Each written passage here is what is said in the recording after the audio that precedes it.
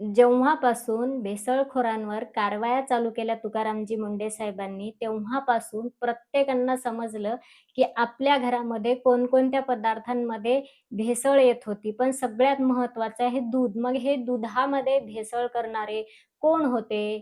दूध उत्पादक होते का दुधाच्या जीवावर पैसा कमवून गब्बर होणारे कोणी व्यापारी होते? तर आपला शेतकरी बाप पण दुधाचं उत्पादन करतो म्हणजे गुरं-वासरं पाळतो आणि दूध पुरवठा करत असतो. पण शेतकरी बापाने ना पहिले सुद्धा भेसळ केली दुधामध्ये आणि ना आता सुद्धा भेसळ करत दुधामध्ये. शेतकरी बापांचा भावही दुधाचा स्थिर आहे आणि शेतकरी बापांचं दूधही तेच स्थिर आहे. जे तुकारामजी मुंडे साहेब या डिपार्टमेंटमध्ये आयुक्त म्हणून येण्याच्या आधी हेच दूध शेतकरी बाप देत होते आणि अ, आता सुद्धा तेच दूध देत आहेत. मग हे कोण होते मधले? जे प्रचंड भेसळ घालायचे, तर ते दूध देतच नव्हते आपल्याला. अनेक मंत्र्यांनी ते प्रयोग सुद्धा दाखवले बघा त्यांच्या सभागृहातून. ते कुठलं तरी केमिकल होते त्यांच्याकडे. ते सांगायचे, की याच्यापासून दूध कसं तयार होतं आणि भेसळखोर कसं फायदा घेतायत त्याचा. तर ते 1 लिटर पाणी घ्यायचे, मग त्याच्यामध्ये 2 थेंब त्या केमिकलचे टाकायचे आणि बरोबर दूधच दिसायचं आपल्याला ते. तर ह्याच केमिकलच्या, अशा भेसळीच्या जोरावर भेसळखोरांनी प्रचंड पैसा कमवला. ट्रकनं पैसा कमावला. पण दिवस सगळ्याचेच भरतात. पापाचा घडा सगळ्यांचाच भरतो. तुकारामजी मुंडे साहेब अगदी भगवान श्रीकृष्णासारखे धावून आले आणि या महाराष्ट्रातल्या बाळगोपाळांचा, ह्या सगळ्यांच्या बालरूप कृष्णांना, लहान मुलांना पूतना मावशीसारखं कसं विष पाजवत आहेत हे व्यापारी, ते त्यांनी दाखवून दिलं. मग आपण का बरं व्यापाऱ्यांकडचं दूध घेत होतो? आपण का बरं आपल्या शेतकरी बापाचा विचार करत नव्हतो? गल्ली-गल्लीमध्ये, शहरामध्ये सुद्धा गावातून शेतकऱ्यांचं दूध विक्रीसाठी असतं. म्हणजे प्रत्येकाच्या घरी येऊन ते दूध देतात. आपल्याला सुद्धा कुठं जायची गरज नाही. पण तरीसुद्धा आपण वेगवेगळ्या डेअऱ्यांवरचं दूध आणायचं, वेगवेगळ्या पॉकेटांचं दूध आणायचं. या ब्रँडचं दूध लय चांगलं, त्या ब्रँडचं दूध लय चांगलं, असं आपला समज होता. पण त्या ब्रँडमध्ये किती विष होतं ना, हे आपल्याला आता समजलेलं आहे. आता हे जे दूध आहे, हे आधीसुद्धा हेच दूध होतं आपल्याकडे. कारण तुकारामजी मुंडे साहेब आयुक्त होण्याच्या आधी म्हणजे अन्न व भेसळ प्रशासनामध्ये आणि आतासुद्धा हेच दूध आहे आणि हीच क्वालिटी आहे. आता हे सुद्धा वरवा लावलेलंच दूध आहे, पण हे शेतकरी बापाचं आहे. बघा आता जसं म्हशीची धार काढली, तसं त्यांनी हे दूध दिलेलं आहे. कारण की याच्यामध्ये भेसळ तर नाहीच कुठली, पण पाण्याचा थेंब सुद्धा नाही आणि याच्यामध्ये कुठलीच भेसळ किंवा पाणी नसेल, तर हे दूध कसं असतं बघा. चाळणीमध्ये टाकायला ना, तर अगदी पडत सुद्धा नाहीये ते याच्यातून. एवढं घट्ट दूध असतं. कसलीच भेसळ नाही, काहीच नाही. बघा या डब्याला काहीतरी आहे का? आणि विशेष म्हणजे आता हे घट्ट किती आहे. बघा आता हे खाली टाकलं ना, असंच बोटाला चिटकून राहतं. लगेच पडत नाही. बघा किती वेळ लागतो याला खाली पडायला. बघा एवढा वेळ. आता याच्यामध्ये कसली भेसळ असती ना, तर मग ते लगेच खाली आलं असतं. पण अतिशय शुद्ध आणि इतकं शुद्ध कोण देऊ शकतं? तर शेतकरी बापच देऊ शकतो. इतकं शुद्ध दुसरं कोणीच देत नाही. बरं शुद्ध तर देतातच्या देतात.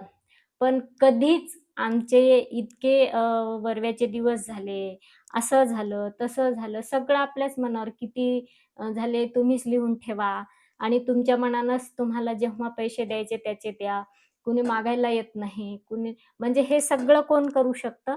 तर फक्त शेतकरी आणि म्हणूनच सांगायचं आहे, की आपल्या घरातल्या बालकृष्णांना केवळ आपल्या चहाचाच प्रश्न नाहीये मोठ्या माणसांच्या. आपण बाळगोपाळांना सुद्धा दूध रोजच देतो आणि त्यांचं पोषण दुधामुळेच होतं आणि म्हणून त्यांना आपण तसं व्यापाऱ्याकडून विष आणून पाजण्यापेक्षा आपण शेतकऱ्यांकडचं असं शुद्ध दूध त्यांना दिलं पाहिजे. आता हे दूध आहे ना, याच्यामध्ये आमचं बाळ साखर सुद्धा घाला म्हणत नाही मनाने. आपणच थोडीशी टाकून दिली साखर तर दिली, पण ते मनानं म्हणतच नाही. त्याचं कारण आहे, की ते दूध असं जरी पिलं तरी एकदम चविष्ट लागतं आणि ते केमिकलचं दूध जे बनवलेलं असतं, ते बेचव लागतं. त्याचा चहासुद्धा बेकार, ते दूध जरी केलं तरीसुद्धा बेकार आणि विशेष म्हणजे आता आपण जर याला तापवलं आणि आता सुद्धा एकदम चांगली साय येते याच्यावरती.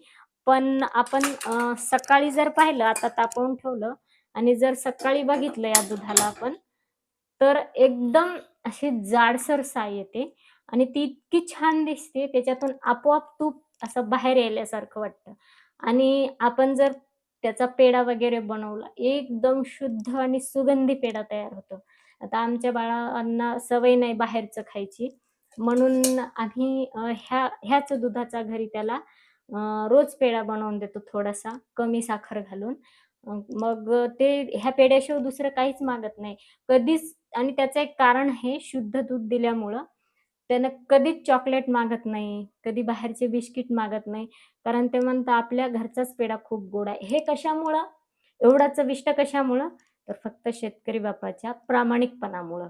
आणि हे जर व्यापाऱ्याकडचे भेसळयुक्त ते केमिकलचं दूध आणलं असतं ना घरामध्ये, आपल्या लेकरांनी दूधही पिलं नसतं आणि आईंच्या ज्या वारंवार तक्रारी येतात ना, आमचं बाळ दूधच पित नाही, आमचं बाळ दूधच पित नाही. त्याचं एकमेव कारण म्हणजे आपलं दूध शेतकऱ्यांकडचं नसतं.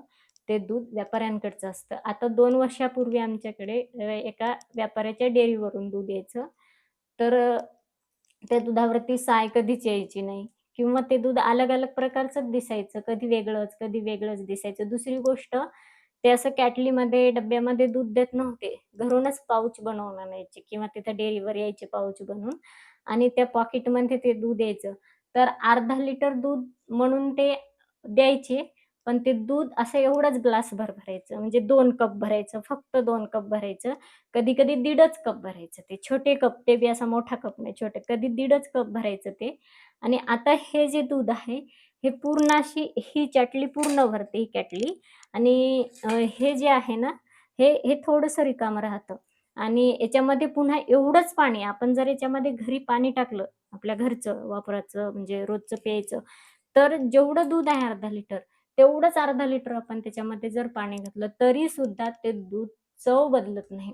चांगलंच, कारण ते क्वालिटीचं. ह्याचं एकमेव कारण म्हणजे शेतकरी बाप त्या गुरावासरांना लेकराएवढा जीव लावतो.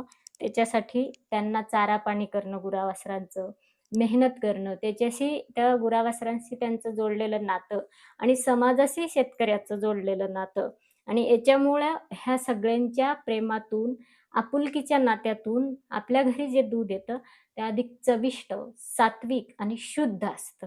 आणि म्हणून सगळ्यांना विनंती आहे, की व्यापाऱ्याकडचं ते भेसळीचं विष पाजण्यापेक्षा आपल्या मुलांना शेतकऱ्यांकडचं शुद्ध, सात्विक असं दूध द्या. कारण की आपल्या मुलगासुद्धा सात्विक विचाराचा बनेल आणि आपल्या घरी शुद्ध आहार पण निर्माण होईल मुलांसाठी आणि आपल्यालाही शुद्ध दूध मिळेल. कारण की हे दूध काही फक्त मुलांना पिण्यासाठी किंवा चहासाठीच नाही, तर मुलं याच्यासोबत चपातीचा, भाकरीचा काला करून पण खूप सुंदर खातात. कारण लहान मुलं तिखट भाजी वगैरे खात नाहीत, तर त्यांना पोळीसोबत, भाकरीसोबत दूधच द्यावं लागतं. तर असं दूध असेल तरच ते गोड लागतं. आता तुमच्या आसपास जर भारतीय वंशाच्या गायी असतील, तर तुम्ही गाईचं सुद्धा दूध शेतकरी बांधवांकडून घेऊ शकता, शेतकरी राजाकडून.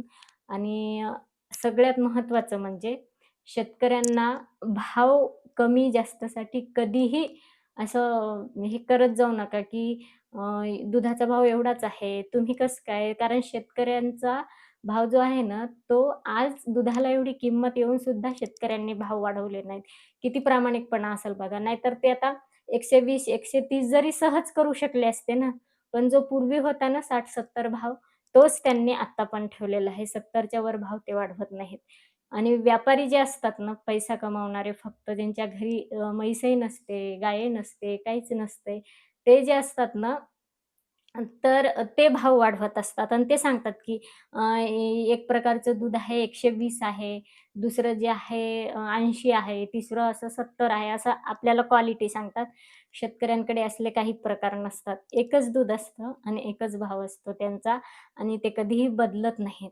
म्हणजे हे एवढी प्रामाणिक आणि इमानदारपणा जर बाळगणं कोण असेल ना, तर ते शेतकरीच बाळगतात. आणि म्हणून तुकारामजी मुंडे साहेबांनी सुद्धा दाखवून दिलेलं आहे सगळ्या महाराष्ट्राला, की दूध हे शेतकऱ्यांकडे मिळतं, तिकडून घेतलं पाहिजे. व्यापाऱ्यांच्या घरामध्ये दूध तयार होत नाही. हा संदेश अतिशय चांगला तुकारामजी मुंडे साहेबांनी आपल्यापर्यंत पोहोचवला आहे.